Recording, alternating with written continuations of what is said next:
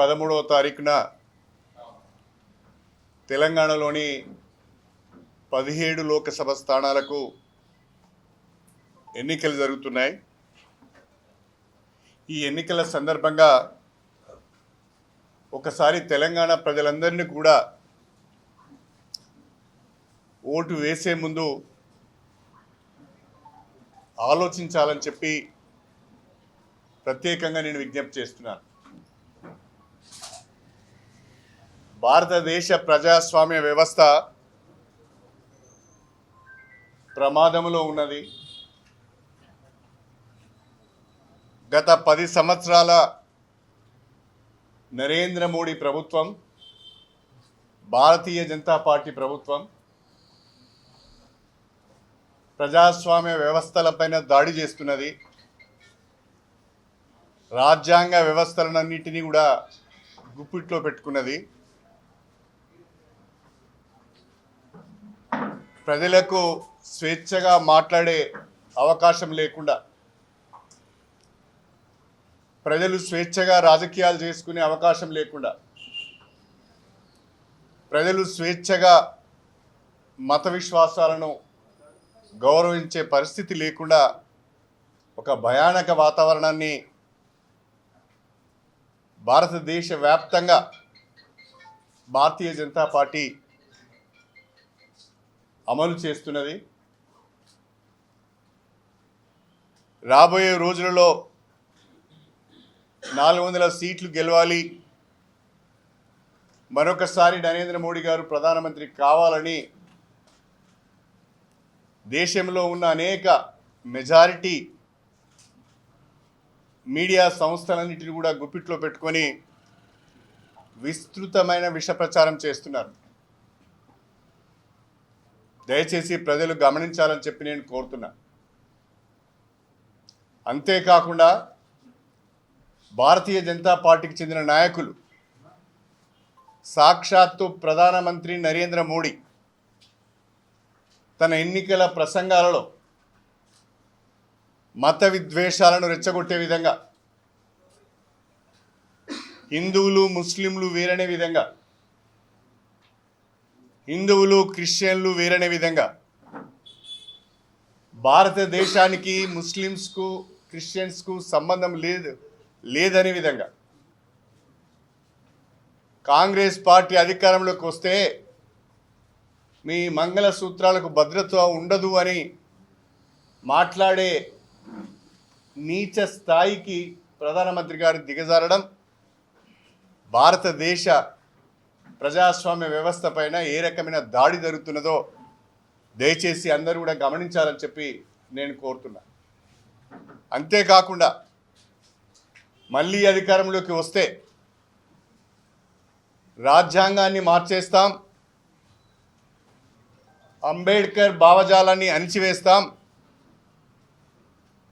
దళితుల భవిష్యత్తును అగమ్యగోచరం చేస్తాం, రిజర్వేషన్లను ఎత్తివేస్తాం, ఎస్సీలకు ఎస్టీలకు బీసీలకు మహిళలకు భవిష్యత్తు లేకుండా చేస్తామనే విధంగా భారతీయ జనతా పార్టీకి చెందిన నాయకులు మాట్లాడుతున్నారు.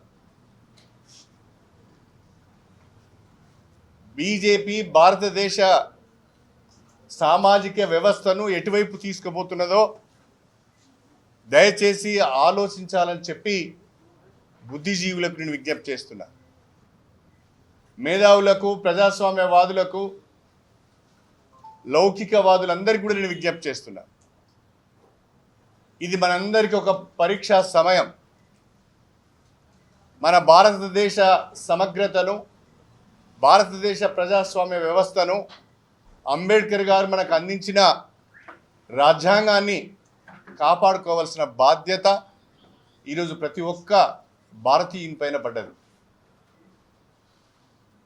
చాలా దుర్మార్గంగా బీజేపీ ఆలోచిస్తున్నది, అమలు చేస్తున్నది.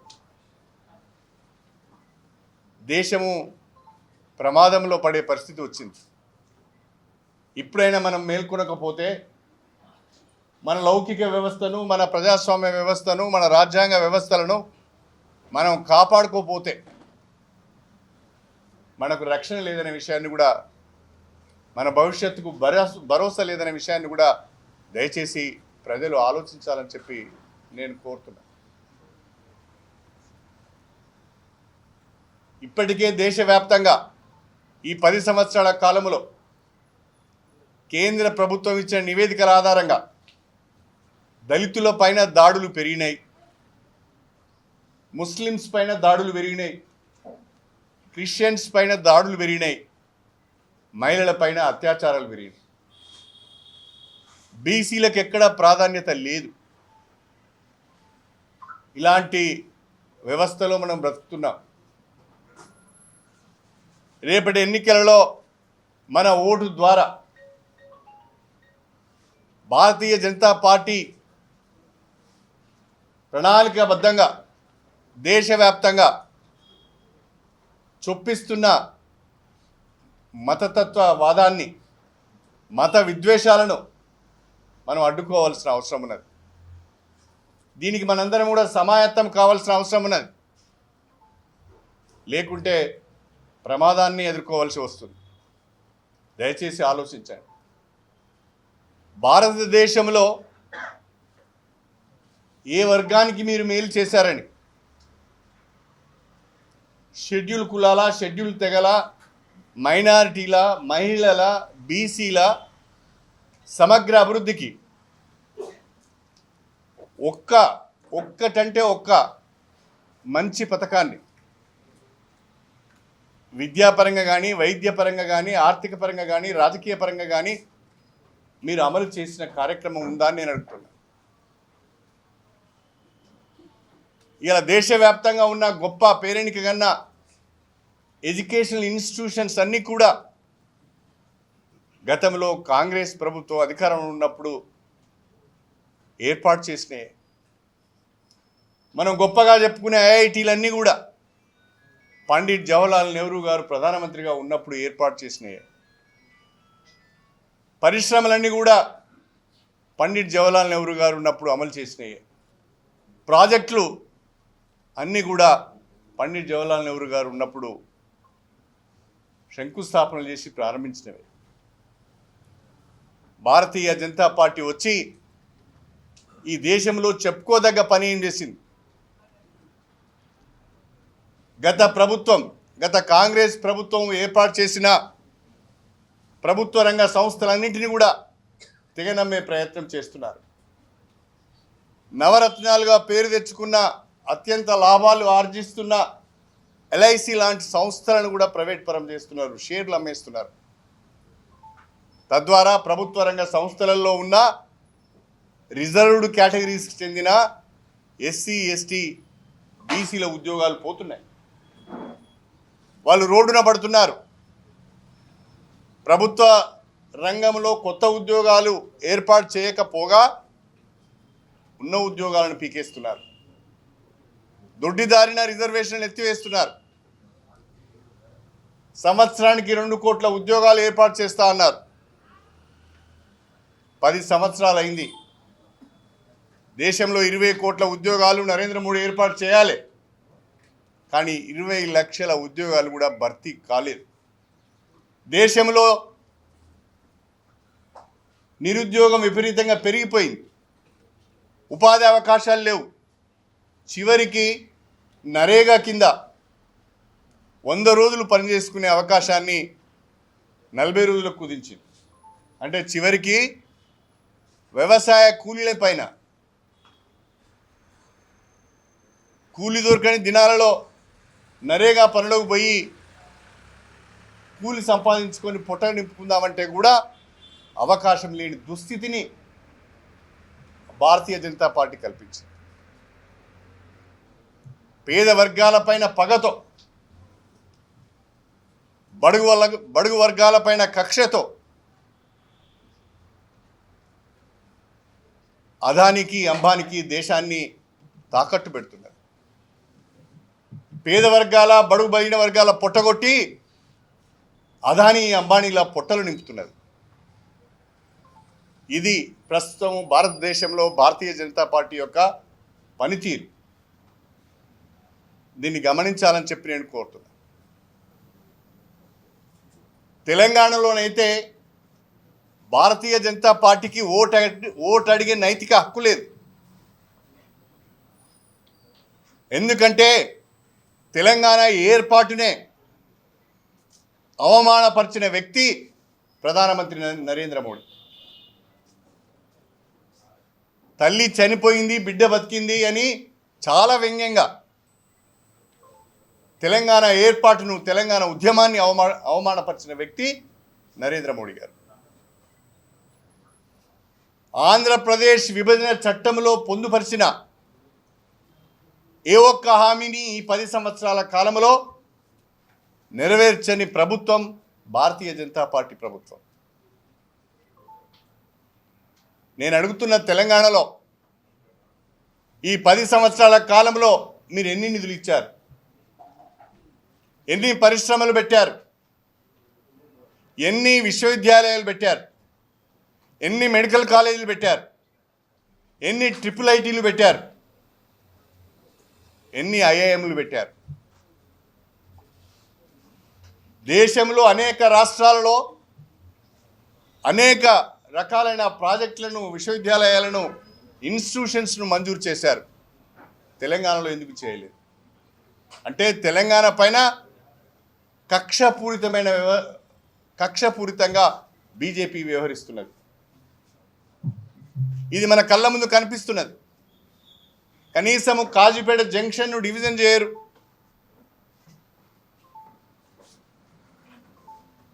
కాజీపేటలో ఒక రైల్వే కోచ్ ఫ్యాక్టరీకి కనీసము సర్వే చేయించరు, ఇన్వెస్టిగేషన్ చేయరు. బయారంలో ఒక స్టీల్ ఫ్యాక్టరీ కొరకు సర్వే చేయరు. కాళేశ్వరమో లేకపోతే పాలమూరు రంగారెడ్డికో జాతీయ హోదా అంటే ఈమెంట్ ఇవ్వరు. తెలంగాణకు ఒక ఐఏఎం ఈమెంట్ ఇవ్వరు. బండి సంజయ్ నియోజకవర్గంలో ఒక ట్రిపుల్ ఐటీ కావాలని చెప్పి నేను విద్యాశాఖ మంత్రిగా ఉన్నప్పుడు రిప్రజెంట్ చేశాను. కనీసం కరీంనగర్లో బండి సంజయ్ ఒక ట్రిపుల్ ఐటీ తెచ్చుకోలేని దుస్థితి.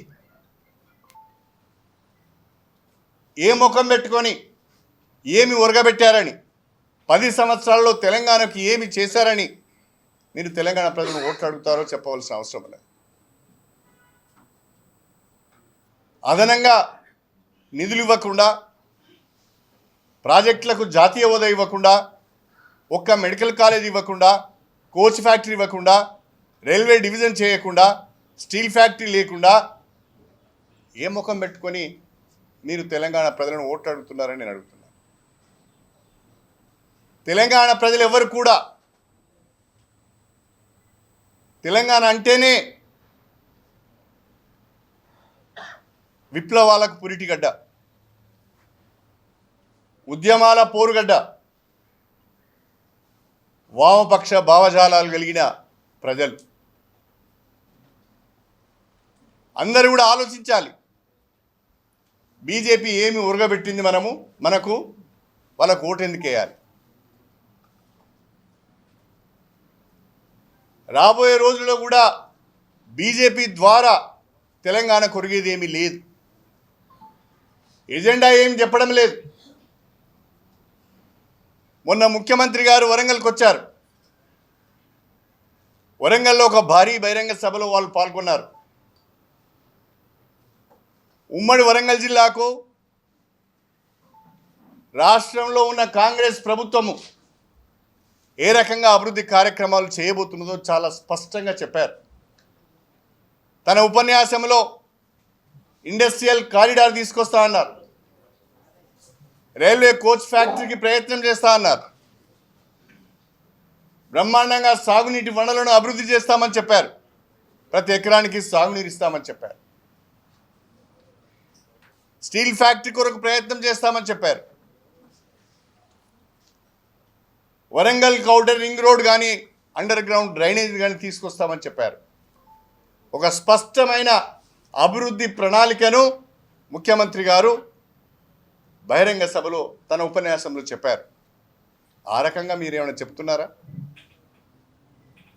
వరంగల్కు ఒక రైల్వే కోచ్ ఫ్యాక్టరీకి ఇస్తామని కానీ, తప్పకుండా బయ్యారంలో స్టీల్ ఫ్యాక్టరీ పెట్టే ప్రయత్నం చేస్తామని కానీ, ఒక ప్రాజెక్టుకు జాతీయ హోదా ఇస్తామని కానీ ఒక్క మాటన చెప్తున్నారా మీరు? చెప్పడం లేదు. ఎందుకంటే తెలంగాణ పైన మీకు ప్రేమ లేదు. తెలంగాణ అంటే మీకు గిట్టదు. తెలంగాణ అంటే మీరు బద్ధ వ్యతిరేకులు. కాబట్టి తెలంగాణ ప్రజలు మీకు ఎందుకు ఓటేయాలని నేను అడుగుతున్నాను. దయచేసి ఆలోచించాలని నేను కోరుతున్నా. వరంగల్ పార్లమెంటు పరిధిలో 7 నియోజకవర్గాలకు సంబంధించిన ఒక అభివృద్ధి ప్రణాళికను కూడా త్వరలో అభ్యర్థిగా కడియం కావ్య తన ఎజెండాను మీ ముందు పెట్టబోతున్నారు. అభ్యర్థి యొక్క మేనిఫెస్టో ఉంటుంది, కాంగ్రెస్ ప్రభుత్వం యొక్క మేనిఫెస్టో కూడా ఉంటుంది. వీటిని ప్రజల ముందుకు తీసుకువెళ్తాం, ప్రజలకు అన్నీ వివరించి చెప్తాం. నేను తెలంగాణ ప్రజలను ప్రత్యేకించి వరంగల్ పార్లమెంట్ పరిధిలోని ప్రజలకు కూడా విజ్ఞప్తి చేస్తున్నాను. ప్రజాస్వామ్యాన్ని పరిరక్షించే, లౌకికవాదాన్ని పరిరక్షించే చిత్తశుద్ధి కానీ శక్తి కానీ ఒక కాంగ్రెస్ పార్టీకే ఉన్నది. రాజ్యాంగాన్ని కాపాడే శక్తి, అంబేద్కర్ను గౌరవించే ఒక లక్షణం కాంగ్రెస్ పార్టీకే ఉంది. మన వరంగల్ జిల్లా అభివృద్ధికి సంబంధించిన ప్రణాళిక కూడా కాంగ్రెస్ పార్టీ దగ్గర ఉన్నది. దయచేసి మే 13న జరిగే ఎన్నికలలో తెలంగాణ ప్రజలందరూ కూడా కాంగ్రెస్ పార్టీ చేతి గుర్తుకు ఓటేసి భారతీయ జనతా పార్టీకి గుణపాఠం చెప్పాలని చెప్పి నేను ఈ సందర్భంగా విజ్ఞప్తి చేస్తున్నాను. కులాల మధ్యన చిచ్చు పెట్టడం, మత విద్వేషాలను రెచ్చగొట్టడం తప్ప బీజేపీ చేసేది ఏమీ లేదు. ఉపన్యాసాలలో ప్రధానమంత్రి స్థాయి వ్యక్తి ఉపన్యాసాలలో కులాల గురించి మాట్లాడుతున్నాడు, ఉపన్యాసాలలో మతాల గురించి మాట్లాడుతున్నాడు. ఇంతకంటే దౌర్భాగ్యం ఇంకోటి లేదు, ఇంతకంటే దిగజాడు రాజకీయం ఇంకోటి లేదు అని చెప్పి నేను ఈ సందర్భంగా తెలియజేస్తున్నాను. అందుకే నేను మేధావులకు, విద్యార్థులకు, యువకులకు, బుద్ధిజీవులకు అందరికీ విజ్ఞప్తి చేస్తున్నా, ఆలోచించండి. ఇది చాలా బీజేపీది చాలా ప్రమాదకరమైన ధోరణి. దీన్ని అడ్డుకోవాల్సిన అవసరం ఉన్నది. అది అడ్డుకోవాలి అంటే కాంగ్రెస్ పార్టీతోనే సాధ్యమవుతుంది. కాంగ్రెస్ పార్టీకి ఓటేసి గెలిపించాలని చెప్పి తెలంగాణ ప్రజలకు, ప్రత్యేకంగా వరంగల్ పార్లమెంట్ పరిధిలోని ఓటర్లందరికీ కూడా విజ్ఞప్తి చేస్తూ సెలవు తీసుకుంటున్నారు. ఇప్పుడు అదే కదండి దురదృష్టకరమైన వాతావరణము. నేను చెప్పేది అదే, ప్రమాదకరము. మన ప్రజాస్వామ్య వ్యవస్థ ప్రమాదంలో ఉంది అని చెప్పడానికి కారణం అదే. విధానాలపైన మాట్లాడతలేరు, అభివృద్ధి పైన మాట్లాడతలేరు, వ్యక్తిగత విమర్శలకు దిగుతున్నారు, వ్యక్తిగత క్యారెక్టర్ను డ్యామేజ్ చేసే ప్రయత్నం చేస్తున్నారు, ప్రతిష్టను దెబ్బతీసే ప్రయత్నం చేస్తున్నారు. అంతే తప్ప మేము ఇది చేస్తాం, ఇది చేస్తాం, ఇది చేస్తాం అని చెప్తలేరు కదా. దాన్ని బట్టి మీరు అర్థం చేసుకోవాలి. ఇప్పుడు నా పరిస్థితి ఆడికి వచ్చింది. ఇప్పుడు కేకే కోపం రావచ్చు, లేకుంటే ఈ తమ్ముని కూడా కోపం రావచ్చు. నేను వివరణ ఇచ్చుకోవాల్సిన అవసరం వస్తుంది. నేను అఫెన్స్లో పోయి వాళ్ళని అటాక్ చేస్తలేను కదా. వాళ్ళు మాట్లాడిన దానికి వివరణ ఇచ్చుకోవాల్సి వస్తుంది. ఆ పరిస్థితి రావద్దు కదా. నేనేమంటున్నా, స్ట్రేట్గా కేంద్రంలో బీజేపీ ఉన్నది, అన్ని రకాలైన విచారణ నిఘా సంస్థలు మీ చేతిలో ఉన్నాయి, చేయించుకోండి. Once for all issue solve అవుతుంది కదా. అది చేత కాదు. ఇది ఒట్టిగా నోటి దుల మాట్లాడుకుంటూ తిరగాలి. ఎవడు పట్టించుకున్నాడండి? ఎవడైనా పట్టించుకుంటాడా? ఎవడైనా పట్టించుకుంటే ఎంఆర్పిఎస్ 10 చీలికలు అవుతుంది. అది మీరు ఆయనని అడగాలి, నన్ను అడుగుతున్నారు. ఆయనను అడగాలి మీరు. నువ్వు ఏం మాట్లాడుతున్నావా? మరి ఇన్ని రోజులు సామాజిక ఉద్యమం అంటే ఏంటండి? సామాజిక ఉద్యమానికి నాయకత్వం వహించండి. సామాజిక ఉద్యమం అంటే ఏంది? అందరూ బాగుండాలనేది సామాజిక ఉద్యమం. అన్ని మతాలు, అన్ని కులాలు గౌరవంగా బ్రతకాలనేది కదా సామాజిక ఉద్యమం. మరి ఆడబోయింది ఆ సామాజిక ఉద్యమ నేపథ్యం, ఆడబోయింది ఆ సామాజిక ఉద్యమం యొక్క లక్షణం. పూర్తిగా ఆర్ఎస్ఎస్ వాళ్ళు కూడా నా మీద దాడి చేస్తలేరండి. ఆర్ఎస్ఎస్ వాళ్ళు కూడా నన్ను అంటలేరు. మందకృష్ణ మాట్లాడుతున్నాడు, ఎవని పాపాన వాడిపోతాడు. నేను చెప్తున్నా, అలా గుర్తుపెట్టుకోండి. ఎన్నికల తర్వాత వరంగల్ పార్లమెంట్ నుంచి కడియం కావ్య ప్రజల ఆశీర్వాదంతో గెలుస్తుంది. మళ్ళీ ఇదే మందకృష్ణ నా దగ్గరికి వచ్చి పొరపాటు అయింది అన్నా అని చెప్పి క్షమాపణ కోరకపోతే నన్ను అడగండి.